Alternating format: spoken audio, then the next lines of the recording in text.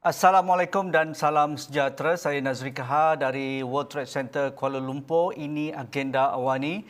Negara sedang menyiapkan masyarakat dan keseluruhan rakyat untuk bersiap siaga bagaimana kita terus hidup dengan norma di keliling kita dengan pandemik COVID-19 dan apabila kita sudah pun beralih ataupun diminta beralih ke era ataupun lingkungan endemik, apakah yang wajib kita lakukan dan bagaimana reaksi masyarakat ataupun komuniti apabila kes-kes tiba-tiba meledak ataupun peningkatan ketara di sesuatu lokaliti. Semuanya ini penting kerana kita sudah belajar banyak perkara, semua pemegang taruh belajar banyak perkara sejak pandemik COVID-19 melanda negara dan dunia 18 bulan yang lalu, sama ada dari aspek epidemiologinya, dari aspek kesihatan awam, begitu juga dari aspek saringan dan juga bagaimana kita menjaga penjarakan sosial dan juga penjarakan fizikal. Jadi semuanya ini penting untuk kita menjadi salah sebuah ataupun salah satu komuniti yang berdaya tahan dan mampu untuk kembali hidup seperti normal dengan waktu ataupun situasi masa yang lebih pantas. Kerana kita tidak mampu untuk hidup dengan pandemik sepanjang masa seperti Perintah Kawalan Pergerakan ataupun Perintah Kawalan Pergerakan diperketatkan, apa pun nama yang digunakan oleh Majlis Keselamatan Negara, tetapi kita ingin hidup dengan virus COVID-19 ini. Jadi itu yang akan saya bincangkan bersama Pak Nur Azam Abu Samah, pengarah program dan juga dari Mercy Malaysia. Assalamualaikum Pak Azam, apa khabar? Waalaikumsalam warahmatullahi wabarakatuh. Khabar baik, Pak Haji. Pak Azam, apa sebenarnya yang menjadi cetusan idea Mercy Malaysia dengan kerjasama NAKMA untuk melaksanakan program-program bersama komuniti yang dipanggil program pengurusan risiko bencana berasaskan komuniti yang kita ajukan pada perbincangan pada malam ini, iaitu merujuk kepada isu pandemik COVID-19. Jadi mungkin sebagai latar bagaimana Mercy mempunyai modul tertentu untuk membangunkan masyarakat supaya mereka bersiap siaga dalam masa yang sama mereka mampu berdaya tahan. Pak Azam. Okey. Kita melihat pengalaman-pengalaman yang lalu apabila berlakunya bencana dan masuk ke fasa pemulihan, kita seharusnya mempersiapkan masyarakat dalam menghadapi bencana yang selepas itu. Maknanya kalau mereka mereka melalui gempa bumi, mereka juga terpaksa melalui bencana seperti tsunami, banjir dan sebagainya, mereka akan dipersiapkan semula bagaimana untuk hidup dengan lebih baik, duduk di tempat yang selamat, atur cara ataupun langkah-langkah penyelamatan diri dan juga bagaimana tindakan yang harus dibuat semasa fasa kecemasan. So begitu juga perkara ini sama. Maknanya Mercy Malaysia dah mempunyai modul program Community Based Disaster Risk Management ni sejak daripada tahun 2006 lagi. So kita telah pun ada kepelbagaian di dalam merangka modul ini khusus untuk mereka yang melalui bencana banjir. Kita juga pernah masuk ke daerah yang dilanda gunung berapi dan melakukan program yang sama khusus untuk menghadapi bencana selepas itu, termasuklah tsunami dan juga gempa bumi. So kali ini pada tahun lepas sebenarnya di fasa PKP 2 selepas masuk ke fasa pemulihan pada waktu itu, kami sudah mula mengadakan program Community Based Disaster Risk Management for Pandemic ni untuk kita jadikan sebagai pilot project bagaimana masyarakat mempunyai daya tahan tersendiri, mempunyai keupayaan penyesuaian tertentu semasa fasa PKPD terutamanya, sebab tu mereka terpaksa terkurung dalam masa 2 minggu di kawasan atau lokaliti tertentu, dan bagaimana mereka harus menyesuaikan diri, bagaimana harus mereka menjaga kesihatan mental keluarga dan sebagainya semua perkara ini cuba kita usahakan untuk kita melihat suasana baru ataupun program yang modul yang baru untuk kita guna pakai, dan seterusnya kita latih komuniti itu sendiri untuk melakukan strategi-strategi persediaan, pemantauan serta tindakan khusus untuk menangani wabak COVID-19 ini. Itulah sebenarnya, dari pengalaman ini bukanlah pengalaman yang baru. Daripada 2006 kita dah ada modul program Community Disaster Risk Management, dan pada tahun lepas kita sudah pun mulakan khusus untuk pandemik COVID-19 ni dengan komuniti. Pak Azam, cuba kita faham lagi apa yang membezakan program penyesuaian ataupun pengurusan risiko bencana berasaskan komuniti pandemik COVID-19 ini berbanding program yang melibatkan bencana alam ataupun bencana semula jadi seperti banjir, gunung berapi ataupun taifun dan seumpamanya. Kerana dalam rangka kerja Sendai 2015 hingga 2030 itu, ia lebih banyak memberikan penekanan kepada 7 strategi itu, iaitu menyiapkan masyarakat supaya mereka mampu bangkit dengan cepat, bagaimana mengurangkan risiko kematian korban akibat bencana alam, bagaimana dapat mengurangkan kelompok komuniti supaya mereka tidak terlibat dalam kesan bencana alam yang lebih serius dan seumpamanya, antara yang 7 itu.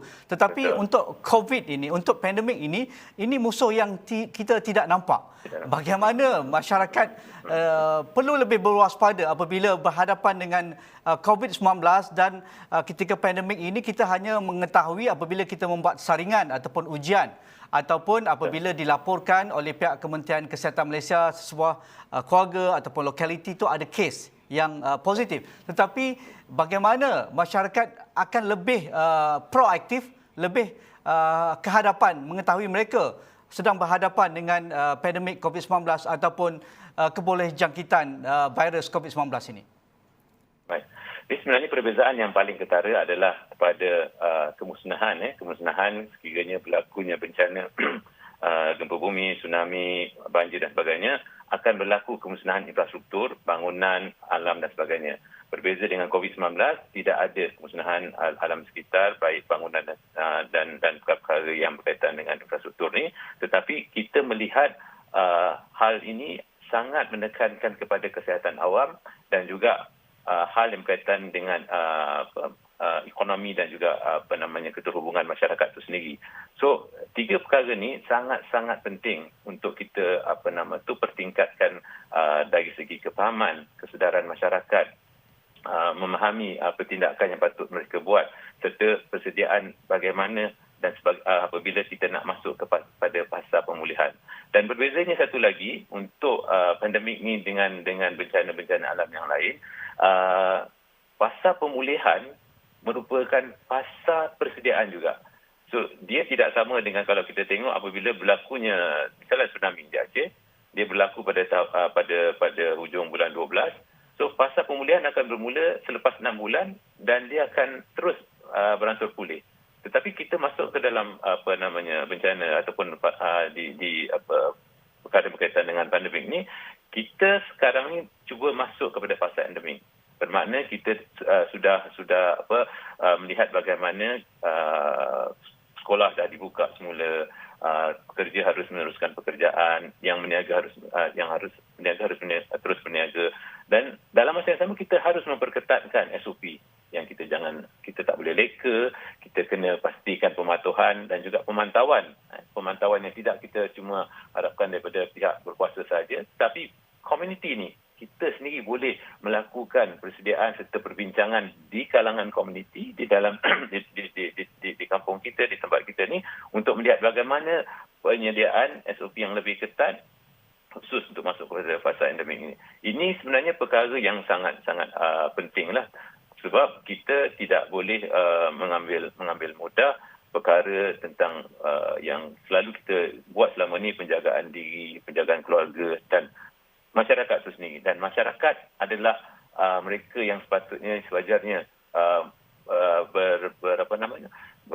bersedia untuk melakukan sesuatu yang boleh mereka rancang dan mereka lakukan khusus untuk memerangi wabak COVID-19 ini. Okey, Kerajaan sudah pun mengumumkan bahawa apabila kita beralih ke fasa endemik dalam masa mungkin 6 bulan ataupun tempoh tertentu untuk kita bersiap siaga dari sekarang, kerajaan mengumumkan bahawa kerajaan tidak akan mengenakan perintah kawalan penuh ataupun penutupan penuh sektor ekonomi ataupun sektor sosial.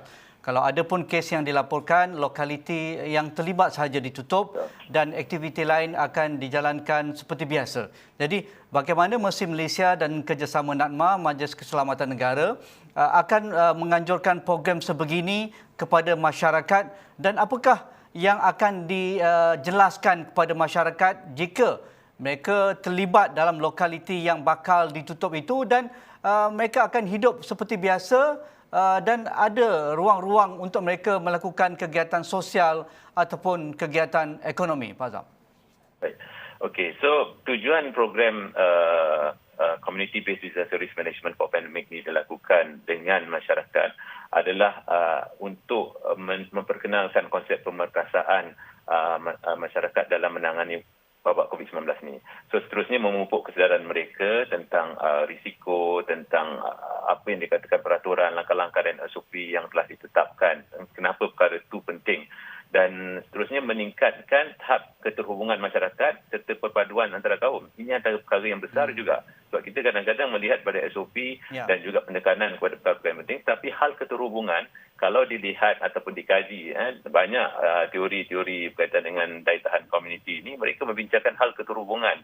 Maknanya, sekiranya hal keterhubungan ini baik di antara komuniti di satu lokaliti bersama dengan baik kerajaan negeri, baik dengan persekutuan maupun dengan NGO-NGO, maka di situ akan ada bantuan dan juga saling bantu-membantu antara mereka. So hal meningkatkan tahap keterhubungan ini juga penting. Sebab itu kita menekankan perkara tersebut. Dan seterusnya yang paling penting adalah dalam menyediakan plan perancangan strategi komuniti khusus untuk persediaan pemantauan dan tindakan dalam menghadapi COVID-19 ini. So, perkara yang nak dibuat ini, yang kita cuba sampaikan kepada masyarakat ni adalah perkara asas yang sepatutnya komuniti mula memainkan peranan untuk bersama-sama mematuhi apa yang telah ditetapkan daripada SOP yang ditetapkan oleh KKM dan juga MKN dan semua agensi dan juga kementerian punya SOP yang telah ada yang sebagai mana kita dengar tadi tentang berkaitan dengan ekonomi maupun sosial selepas ni semua akan dibuka semula. Tapi bagaimana masyarakat setempat boleh memperincikan lagi, terutama pada lokal-lokaliti yang berbeza. Kita lihat ada yang tinggal di kawasan flat, kawasan Pangsapuri, pembangunan bertingkat, ada juga yang tinggal di kawasan tepi pantai yang mana mereka ni rata-rata mempunyai homestay ataupun pekerjanya adalah pekerja hotel yang selama ni dah tak ada dah pekerjaan. Lokaliti yang berbeza seperti kawasan pedalaman, kawasan perkampungan, kawasan taman, semua mempunyai cara hidup dan juga perbezaan, walaupun tak sedikit banyak ada juga perbezaan. So kita akan cuba masuk ke beberapa daerah yang kita cuba masuk ke seluruh Malaysia untuk melihat bagaimana ataupun apakah best practice yang pernah mereka lakukan dari segi perniagaan. Misalnya di sebelah mungkin di sebelah Pulau Pinang ada sebelah pantai Pulau Pinang berbeza dengan mereka yang duduk di sebelah pantai di Terengganu dan Kelantan. Tapi apakah best practice untuk mereka teruskan kehidupan mereka, hal yang berkaitan dengan livelihood. Kita juga akan menyentuh strategi bagaimana program kekal sihat yang boleh dilakukan, program peningkatan peningkatan maklumat dan juga informasi yang boleh disebarkan di kalangan mereka. So semua perkara ni boleh kita lakukan sekiranya kita mempunyai strategi-strategi tertentu dengan masyarakat. Dan kita akan mulakan dengan perjumpaan biasanya dengan pegawai daerah atau DO, seterusnya masuk kepada penghulu kampung, MPKK dan berjumpa dengan seluruh masyarakat, dan mereka inilah yang akan duduk menyediakan plan perancangan strategi desa ataupun kampung tersebut untuk mereka teruskan. Bukan mesti cuma memandu arah, dan mereka akan duduk berbincang dan ada beberapa perbincangan dalam bentuk berkumpulan, terusnya perbentangan, dan perkara inilah yang kita cuba selaraskan dengan apa yang telah SOP yang telah ditetapkan oleh pihak kerajaan.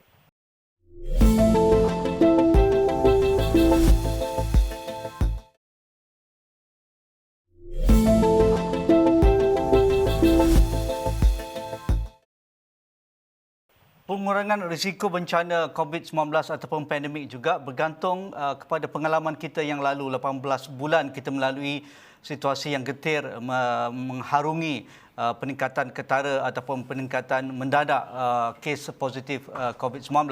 Kalau kita merujuk kepada lokaliti-lokaliti yang terkesan teruk, terutamanya di kawasan PKPD Pak Azam misalnya, ada pelbagai kisah kita dengar. Misalnya di Sabah itu, di kawasan Tawau ataupun Sandakan, lokaliti tinggal di flat-flat perumahan kos rendah, masyarakat awam, mereka terkurung melebihi daripada 2 minggu kerana kes masih tinggi dan sebagainya, sampai ke tahap mereka terpaksa merusuh kerana mereka tidak ada pendapatan kerana kebanyakannya bergaji hari, mereka tidak ada bakul makanan yang disampaikan, mungkin terlewat sedikit oleh pihak berkuasa tempatan ataupun di kalangan NGO. Kalau di kawasan tertentu mereka jauh ke pedalaman, misalnya terletak di pulau-pulau di persekitaran Semporna misalnya, mereka terputus kerana perintah kawalan pergerakan itu menyebabkan mereka tidak mampu untuk mencari rezeki sebagai nelayan kerana tidak boleh, kerana tidak dibenarkan untuk menangkap ikan dan sebagainya. Begitu juga di lokaliti di kawasan kampung tradisional. Mereka berselerak dengan kampung yang besar dan mereka tidak dibenarkan untuk keluar untuk mendapatkan bekalan makanan dan sebagainya. Jadi bagaimana konsep pengurusan bencana risiko ini mengajar kita bahawa setiap lokaliti itu berbeza pendekatannya dan cara kita untuk menguruskan hal berkaitan dengan kemunculan kebolehjangkitan baru COVID-19 itu perlu berasaskan lokaliti tersebut dan dapat difahami dengan baik supaya apa yang kita pelajari 18 bulan lalu tidak diulangi semula, Pak Azam. Okay. So, sebagaimana yang saya sebut daripada awal tadi, Community-Based Disaster Risk Management atau for pandemic ini ataupun program pengurusan risiko bencana khusus untuk pandemik ini adalah program ataupun latihan bagi untuk masyarakat menguruskan risiko pandemik berasaskan ataupun milik setempat atau maknanya milik mereka sendirilah. Di mana kita begitu, dekat situlah dia punya plan strategiknya akan berbincang tentang keperluan mereka dan juga demografi kawasan yang mereka tinggal. So kita boleh ambil daripada salah satu modul yang kita akan adakan adalah berkaitan dengan pemetaan risiko pandemik. So pemetaan risiko pandemik adalah penilaian risiko bagi satu-satu penempatan dalam mengumpulkan maklumat, bukan mengumpulkan maklumat hal berkaitan dengan vulnerability maupun risiko saja, tapi kita juga akan mengumpulkan maklumat keupayaan masyarakat yang ada di sekitar itu dalam untuk mereka melihat apakah perkara yang boleh menjadikan informasi penting untuk mereka guna pakai dalam meningkatkan lagi persediaan mereka selepas itu. Sebab semua perkara yang dibincangkan akan mempunyai penglibatan daripada kelompok-kelompok tertentu. Sebab mereka yang datang ni nanti akan datang daripada semua pelbagai pihak, daripada pihak agensi kerajaannya, daripada sekolah, daripada mungkin masjid ataupun gereja maupun kuil. Mereka juga yang kita undang adalah datang daripada peniaga di pasar ataupun mereka yang bekerja harian. So semua ni kita akan undang sekali untuk mereka sama-sama menyampaikan maklumat dan berbincang untuk menyusun strategi. So yang saya rasa, saya nampak juga kesan baik yang pernah kita buat di program ini sebelum ni di Bandar Universiti di Perak. So mereka selepas tu sudah pun mempunyai struktur organisasi khusus untuk bencana pandemik. So apabila berlakunya PKPD ataupun ada PKP 3.0, mereka sudah jawatan kuasa yang dibuat ni yang dibuat dengan menggunakan jawatan kuasa mungkin dengan mereka yang jadi jawatan kuasa masjid. So mereka sudah boleh membuat penghantaran barang bantuan, mereka ada gerobok rezeki yang mereka minta siapa-siapa nak menyampaikan bantuan boleh hantar ke masjid. So lepas tu mereka sendiri akan hantarkan. Mereka juga melakukan program livelihood yang baru dengan kerjasama FAMA untuk menanam buat pertanian bandar di kawasan masjid. So mereka hasil tu mereka dapat, mereka bagi sayur-sayur tu kepada asnaf dan juga golongan yang memerlukan. Hasil yang lebih tu mereka jual dan duit tu mereka simpan untuk tabung bantuan selepas itulah untuk bantuan mereka yang terkesan dengan COVID-19 ni. So semua ni kita gerakkan melalui komuniti. So program komuniti ini adalah program bersama masyarakat di satu kawasan tersebut berbincang untuk memikirkan apa yang terbaik untuk mereka lakukan. Inilah yang sebenarnya kita harapkan selepas ni masyarakat memainkan peranan untuk melihat bagaimana pandemik COVID-19 ni untuk kita lalui bersama dengan norma baru dan semangat yang sebenarnya bukan takut dengan COVID tu, tetapi kerana kita lebih faham bagaimana perkara itu akan transmit kepada ni, bagaimana kita nak memutuskan rantai, kenapa kita harus kalau tak sihat kena duduk kat rumah dan perkara yang merancang sesuatu tu haruslah merancang dengan kepekaan terhadap ada kebarangkalian untuk tertularnya wabak tu pada keluarga ataupun diri kita. Pak Azam, bagaimana program sebegini digabung jalin dengan kekuatan digital ataupun melalui dalam talian? Kerana apabila berlakunya sesuatu pandemik dan bagaimana masyarakat terkesan amat kritikal ketika wabak melanda negara sepanjang 18 bulan yang lalu sampai mereka tidak mampu untuk menyediakan makanan di atas meja, mereka tidak mampu untuk bekerja kerana kilang dah tutup, ataupun yang meniaga hari mereka tidak ada gaji hari kerana perniagaan mereka tidak dibenarkan untuk beroperasi, dan masyarakat bangkit dengan menggunakan digital seperti kitajaga.co misalnya. Masyarakat menggunakan red flag, bendera putih.